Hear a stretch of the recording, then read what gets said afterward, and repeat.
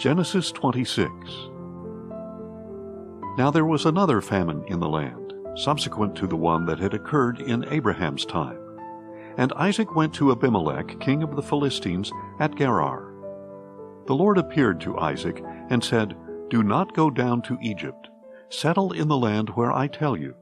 Stay in this land as a foreigner, and I will be with you and bless you. For I will give all these lands to you and your offspring, and I will confirm the oath that I swore to your father Abraham. I will make your descendants as numerous as the stars in the sky, and I will give them all these lands. And through your offspring all nations of the earth will be blessed, because Abraham listened to my voice and kept my charge, my commandments, my statutes, and my laws." So Isaac settled in Gerar. But when the men of that place asked about his wife, he said, "She is my sister." For he was afraid to say, "She is my wife," since he thought to himself, "The men of this place will kill me on account of Rebekah, because she is so beautiful." When Isaac had been there a long time, Abimelech, king of the Philistines, looked down from the window and was surprised to see Isaac caressing his wife Rebekah. Abimelech sent for Isaac and said, "So she is really your wife? How could you say she is my sister?" Isaac replied, "Because I thought I might die on account of her." "What is this you have done to us?" asked Abimelech. "One of the people could easily have slept with your wife, and you would have brought guilt upon us." So Abimelech warned all the people, saying, "Whoever harms this man or his wife will surely be put to death." Now Isaac sowed seed in the land, and that very year he reaped 100-fold. And the Lord blessed him, and he became richer and richer, until he was exceedingly wealthy. He owned so many flocks and herds and servants that the Philistines envied him. So the Philistines took dirt and stopped up all the wells that his father's servants had dug in the days of his father Abraham. Then Abimelech said to Isaac, "Depart from us, for you are much too powerful for us." So Isaac left that place and encamped in the valley of Gerar and settled there. Isaac reopened the wells that had been dug in the days of his father Abraham, which the Philistines had stopped up after Abraham died. And he gave these wells the same names his father had given them. Then Isaac's servants dug in the valley and found a well of fresh water there. But the herdsmen of Gerar quarreled with Isaac's herdsmen and said, "The water is ours." So he named the well Esek, because they contended with him. Then they dug another well and quarreled over that one also, so he named it Sitnah. He moved on from there and dug another well, and they did not quarrel over it.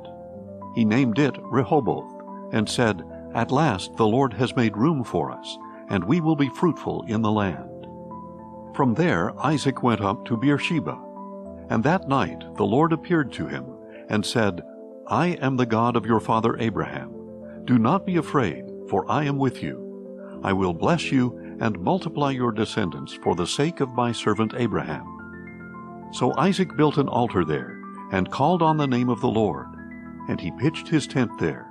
His servants also dug a well there. Later Abimelech came to Isaac from Gerar with Ahuzah his adviser, and Phicol the commander of his army. "Why have you come to me?" Isaac asked them. "You hated me and sent me away." "We can plainly see that the Lord has been with you," they replied. "We recommend that there should now be an oath between us and you. Let us make a covenant with you, that you will not harm us, just as we have not harmed you, but have done only good to you, sending you on your way in peace. And now you are blessed by the Lord." So Isaac prepared a feast for them, and they ate and drank. And they got up early the next morning and swore an oath to each other. Then Isaac sent them on their way, and they left him in peace. On that same day Isaac's servants came and told him about the well they had dug. "We have found water," they told him. So he called it Shibah, and to this day the name of the city is Beersheba. When Esau was 40 years old, he took as his wives Judith, daughter of Beeri the Hittite, and Basemath, daughter of Elon the Hittite. And they brought grief to Isaac and Rebekah. Genesis 27. When Isaac was old, and his eyes were so weak that he could no longer see, he called his older son Esau, and said to him, "My son."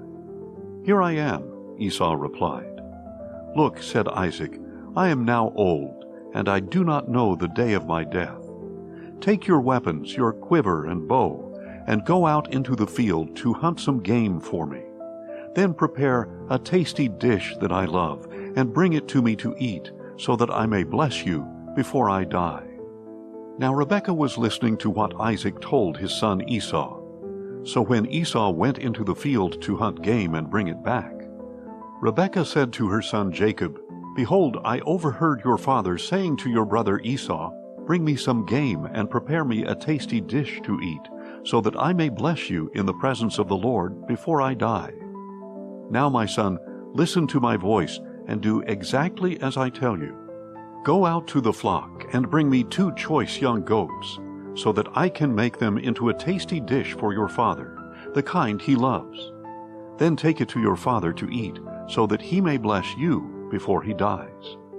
Jacob answered his mother Rebekah, "Look, my brother Esau is a hairy man, but I am smooth-skinned. What if my father touches me?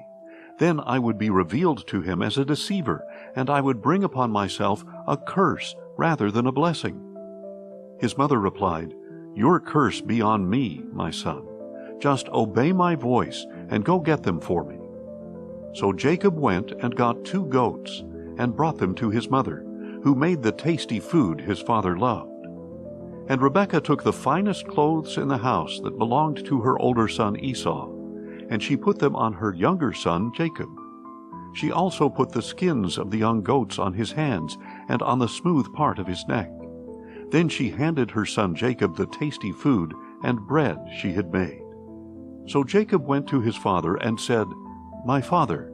"Here I am," he answered. "Which one are you, my son?" Jacob said to his father, "I am Esau, your firstborn. I have done as you told me. Please sit up and eat some of my game, so that you may bless me." But Isaac asked his son, "How did you ever find it so quickly, my son?" "Because the Lord your God brought it to me," he replied. Then Isaac said to Jacob, "Please come closer so I can touch you, my son. Are you really my son Esau or not?" So Jacob came close to his father Isaac, who touched him and said, "The voice is the voice of Jacob, but the hands are the hands of Esau." Isaac did not recognize him, because his hands were hairy, like those of his brother Esau. So he blessed him. Again he asked, "Are you really my son Esau?" And he replied, "I am." "Serve me," said Isaac, "and let me eat some of my son's game, so that I may bless you." Jacob brought it to him, and he ate. Then he brought him wine, and he drank. Then his father Isaac said to him, "Please come near and kiss me, my son." So he came near and kissed him. When Isaac smelled his clothing, he blessed him and said, "Ah, the smell of my son is like the smell of a field that the Lord has blessed. May God give to you the dew of heaven and the richness of the earth, an abundance of grain and new wine. May peoples serve you and nations bow down to you. May you be the master of your brothers, and may the sons of your mother bow down to you. May those who curse you be cursed, and those who bless you be blessed." As soon as Isaac had finished blessing him, and Jacob had left his father's presence, his brother Esau returned from the hunt. He too made some tasty food, brought it to his father, and said to him, "My father, sit up and eat of your son's game, so that you may bless me." But his father Isaac replied, "Who are you?" "I am Esau, your firstborn son," he answered.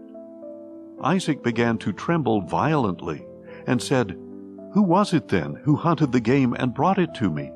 Before you came in, I ate it all and blessed him, and indeed he will be blessed." When Esau heard his father's words, he let out a loud and bitter cry, and said to his father, "Bless me too, O my father." But Isaac replied, "Your brother came deceitfully and took your blessing." So Esau declared, "Is he not rightly named Jacob? for he has cheated me twice. He took my birthright, and now he has taken my blessing." Then he asked, "Haven't you saved a blessing for me?" But Isaac answered Esau, "Look, I have made him your master, and given him all his relatives as servants. I have sustained him with grain and new wine. What is left that I can do for you, my son?" Esau said to his father, "Do you have only one blessing, my father? Bless me too, O my father."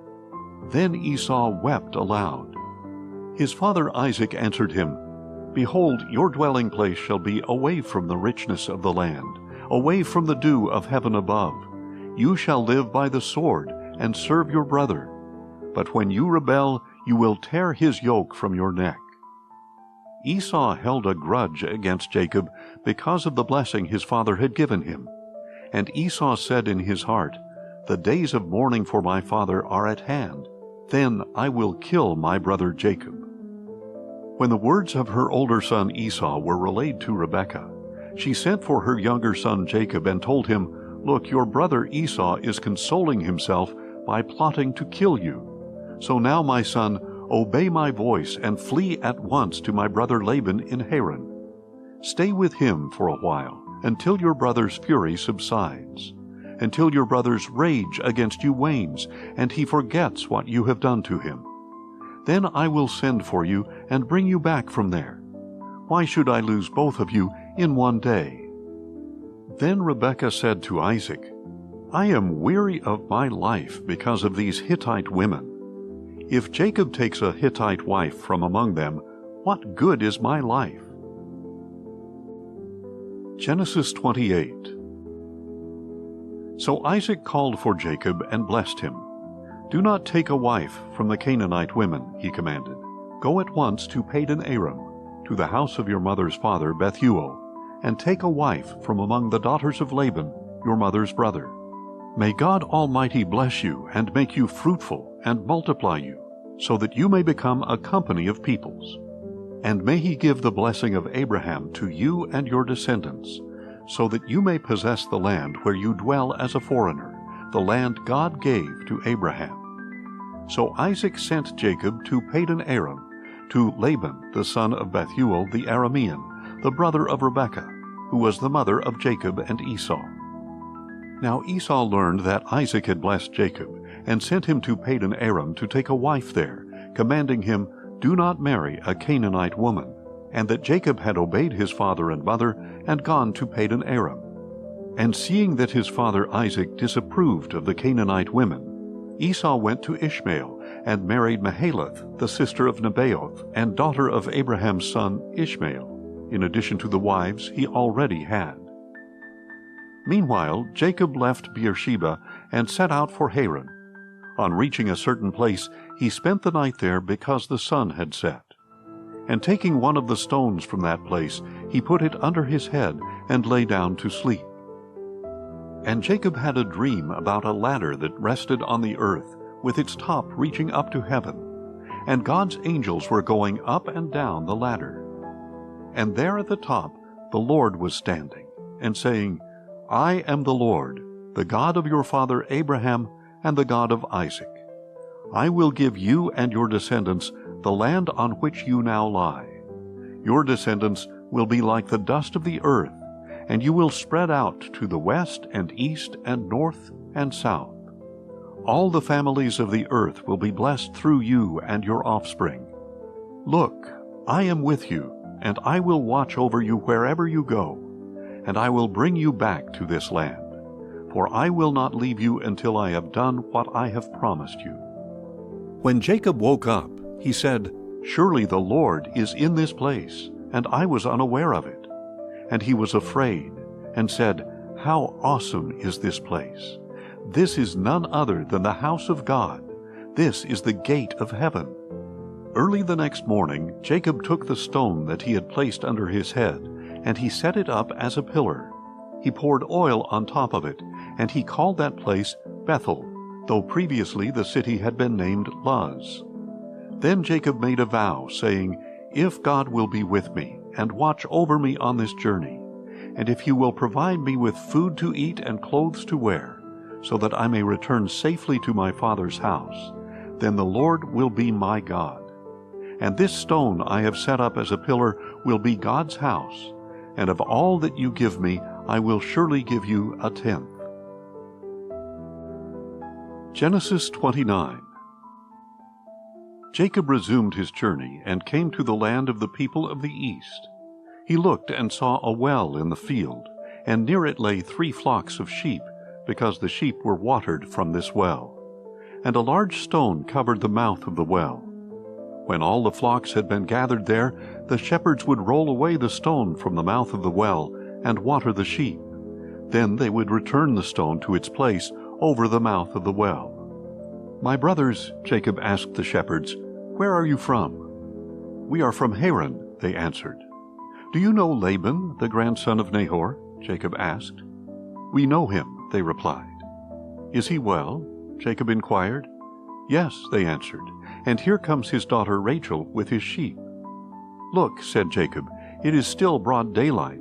It is not yet time to gather the livestock. Water the sheep and take them back to pasture." But they replied, "We cannot until all the flocks have been gathered and the stone has been rolled away from the mouth of the well. Then we will water the sheep." While he was still speaking with them, Rachel arrived with her father's sheep, for she was a shepherdess. As soon as Jacob saw Rachel, the daughter of his mother's brother Laban, with Laban's sheep, he went up and rolled the stone away from the mouth of the well and watered his uncle's sheep. Then Jacob kissed Rachel and wept aloud. He told Rachel that he was Rebekah's son, a relative of her father, and she ran and told her father. When Laban heard the news about his sister's son Jacob, he ran out to meet him. He embraced him and kissed him and brought him to his home, where Jacob told him all that had happened. Then Laban declared, "You are indeed my own flesh and blood." After Jacob had stayed with him a month, Laban said to him, "Just because you are my relative, should you work for nothing? Tell me what your wages should be." Now Laban had 2 daughters. The older was named Leah, and the younger was named Rachel. Leah had weak eyes, but Rachel was shapely and beautiful. Since Jacob loved Rachel, he answered, "I will serve you 7 years for your younger daughter Rachel." Laban replied, "Better that I give her to you than to another. Stay here with me." So Jacob served 7 years for Rachel, yet it seemed but a few days because of his love for her. Finally Jacob said to Laban, "Grant me my wife, for my time is complete, and I want to sleep with her." So Laban invited all the men of that place and prepared a feast. But when evening came, Laban took his daughter Leah and gave her to Jacob, and he slept with her. And Laban gave his servant girl Zilpah to his daughter Leah as her maidservant. When morning came, there was Leah. "What have you done to me?" Jacob said to Laban. "Wasn't it for Rachel that I served you? Why have you deceived me?" Laban replied, "It is not our custom here to give the younger daughter in marriage before the older. Finish this week's celebration, and we will give you the younger one in return for another 7 years of work." And Jacob did just that. He finished the week's celebration, and Laban gave him his daughter Rachel as his wife. Laban also gave his servant girl Bilhah to his daughter Rachel as her maidservant. Jacob slept with Rachel as well, and indeed he loved Rachel more than Leah. So he worked for Laban another 7 years. When the Lord saw that Leah was unloved, he opened her womb, but Rachel was barren. And Leah conceived and gave birth to a son, and she named him Reuben, for she said, "The Lord has seen my affliction. Surely my husband will love me now." Again she conceived and gave birth to a son, and she said, "Because the Lord has heard that I am unloved, he has given me this son as well." So she named him Simeon. Once again Leah conceived and gave birth to a son, and she said, "Now at last my husband will become attached to me, because I have borne him 3 sons." So he was named Levi. And once more she conceived and gave birth to a son, and said, "This time I will praise the Lord." So she named him Judah. Then Leah stopped having children.